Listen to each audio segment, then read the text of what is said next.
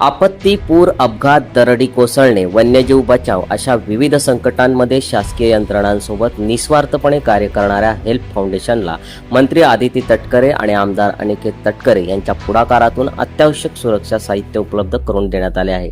कर्जत येथील सुधाकर घारे यांच्या कार्यालयात आयोजित कार्यक्रमात केतन बेलोसे यांच्या हस्ते हे साहित्य हेल्प फाउंडेशनचे गुरुनाथ साटेलकर आणि निलेश कुदळे यांच्याकडे सुपूर्द करण्यात आले.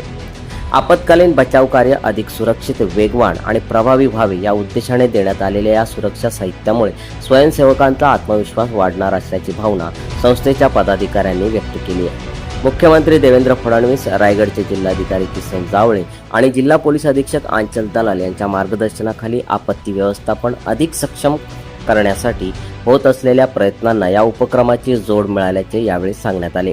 हेल्प फाउंडेशनने मंत्री आदिती तटकरे, आमदार अनिकेत तटकरे आणि कार्यक्रमाचे आयोजक सुधाकर घारे यांचे आभार मानत सामाजिक संस्था आणि शासन यांच्यातील समन्वयामुळे आपत्तीच्या काळात नागरिकांना अधिक प्रभावी मदत मिळेल असा विश्वास व्यक्त केला आहे. सम्राट मराठी लाईव्हसाठी ब्युरो रिपोर्ट, कर्जत.